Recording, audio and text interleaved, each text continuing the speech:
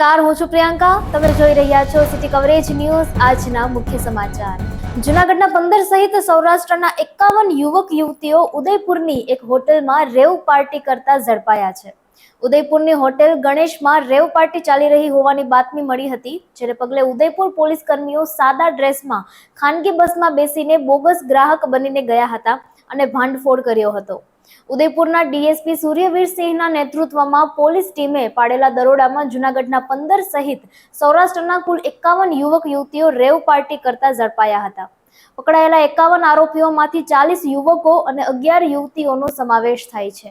મોડી રાત્રે પાડેલા દરોડાની કાર્યવાહી બીજા દિવસે બપોર સુધી એટલે કે 15 કલાક સુધી ચાલી હતી. જૂનાગઢ આરટીઓ વિભાગે ચેકિંગ ડ્રાઈવ કરી સપાટો બોલાવ્યો છે.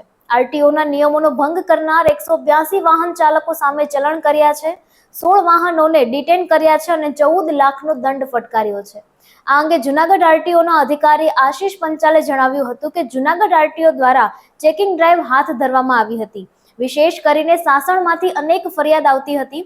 ખાસ કરીને કેટલાક જીપ્સી ચાલકો સિંહ બતાવવાને બહાને પ્રવાસીઓને જંગલમાં લઈ જતા હતા અને સિંહ બતાવ્યા વિના આડાવડા રસ્તે ફેરવી પરત લઈ આવી અને પૈસા પડાવતા હતા.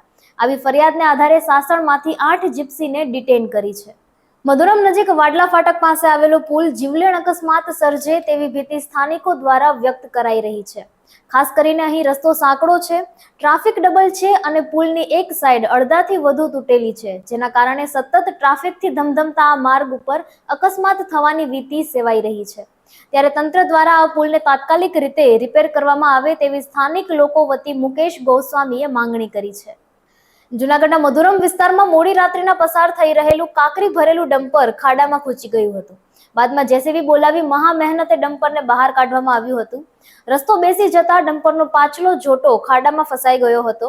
ડ્રાઈવરે ભારે મહેનત કરી પરંતુ મોટા ખાડાને કારણે ડમ્પર નીકળી શકતું ન હતું. બાદમાં જેસીબી બોલાવાયું હતું અને જેસીબીની મદદ વડે મહા મહેનતે ડમ્પરને બહાર કઢાયું હતું. તંત્રએ રસ્તાને યોગ્ય રીતે રિપેર કરવા જોઈએ તેવી વાહન ચાલકોમાંથી માંગ ઉઠી રહી છે.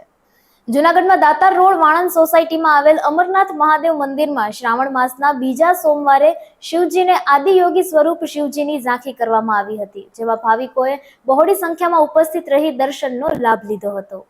જૂનાગઢના વાંઝાવાડ ખાતે ઔદિત્ય ખરેડી સમવાય બ્રાહ્મણ જ્ઞાતિની ખરડેશ્વર વાડી આવેલી છે.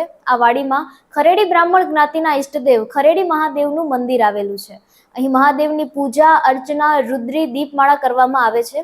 શ્રાવણ માસના બીજા સોમવારે સાંજના સમયે મહાઆરતી સમયે ખરડેશ્વર મહાદેવને જંગલેશ્વર મહાદેવનો શણગાર કરવામાં આવ્યો હતો. ત્યારે જંગલેશ્વર મહાદેવની ઝાંખીના દર્શન કરી ભાવિકો ભાવવિભોર બન્યા હતા. ગુજરાત પ્રદેશ સંગઠન મહામંત્રી રત્નાકરજી અને રાજ્યના ગૃહમંત્રી હર્ષ સંઘવીએ સોમનાથ મહાદેવની પૂજા કરી. શિવજીને પ્રિય એવો પવિત્ર શ્રાવણ માસ ચાલી રહ્યો છે, ત્યારે 12 જ્યોતિર્લિંગમાં સૌ પ્રથમ જ્યોતિર્લિંગ સૌરાષ્ટ્રે સોમનાથમ એવા સોમનાથ મહાદેવના દર્શન કરવા માટે ભાવિકો ઉમટી રહ્યા છે. દરમિયાન શ્રાવણના બીજા સોમવારે ગુજરાત પ્રદેશ સંગઠન મહામંત્રી રત્નાકરજી અને રાજ્યના ગૃહમંત્રી હર્ષ સંઘવીએ સોમનાથ મંદિરમાં જઈ સોમનાથ દાદાની ષોડશોપચાર પૂજા વિધિ કરી અને આશીર્વાદ મેળવ્યા હતા. ગુજરાતમાં બટેટાના ઉત્પાદનમાં છેલ્લા 10 વર્ષમાં 12,39,769 મેટ્રિક ટનનો વધારો જોવા મળ્યો છે, પરંતુ તેની સામે યોગ્ય ભાવ ન મળતા ખેડૂતો ઠેરના ઠેર રહ્યા છે. ખેડૂતો તેનું મૂળ કારણ કોન્ટ્રાક્ટ ફાર્મિંગ હોવાનું જણાવી રહ્યા છે, કારણ કે કોન્ટ્રાક્ટ ફાર્મિંગના વાવેતર તથા ઉત્પાદનમાં મોટો ઉછાળો નોંધાયો છે અને ઉત્પાદન વધતા ભાવમાં ઘટાડો થવાથી ખેડૂતો પીસાઈ રહ્યા છે. કંપની દ્વારા બટેટા છૂટક માર્કેટમાં ઠાલવામાં આવી રહ્યા છે, જેના કારણે ભાવમાં મોટો ઘટાડો જોવા મળી રહ્યો છે. જો કંપનીઓ છૂટક માર્કેટમાં પોતાના બટેટાનું વેચવાનું બંધ કરે છે તો ભાવમાં સુધારો આવી શકે છે. ઉત્તરાખંડના ઉત્તરકાશીમાં વાદળ ફાટતા ભારે તબાહી સર્જાઈ છે. આજે ગંગોત્રી ધામ અને મુકમા નજીક આવેલા ધારાલી ગામમાં વાદળ ફાટતાની સાથે જ ડુંગરનો કાટમાળ પૂરના રૂપમાં નીચે આવી ગયો હતો, જેના કારણે રાલી બજાર અને આસપાસના વિસ્તારમાં ભારે નુકસાન થયું છે અને કેટલાક લોકો કાટમાળમાં દટાયા હોવાના પણ અહેવાલ છે. હાલ સેના, પોલીસ અને એસડીઆરએફની ટીમ ઘટના સ્થળે પહોંચી છે.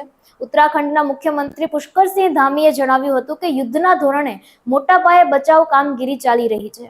જિલ્લા આપત્તિ વ્યવસ્થાપન અધિકારી શાર્દુલ ગુસૈને જણાવ્યું હતું કે બચાવ ટીમ ઘટના સ્થળે રવાના થઈ ગઈ છે. ભૂસ્તર શાસ્ત્રીઓના જણાવ્યા અનુસાર વાદળ ફાટવું એ એક કુદરતી પ્રક્રિયા છે, પરંતુ નદી કિનારે વાદળ ફાટવાની ઘટના ભારે તબાહી મચાવી શકે છે. સિટી કવરેજ ન્યૂઝના ડેઇલી અપડેટ માટે અમારી ચેનલને લાઇક કરો, શેર કરો અને સબસ્ક્રાઇબ કરો. આવતીકાલે મળીશું ફરી નવા સમાચારો સાથે. City coverage news Junagadh.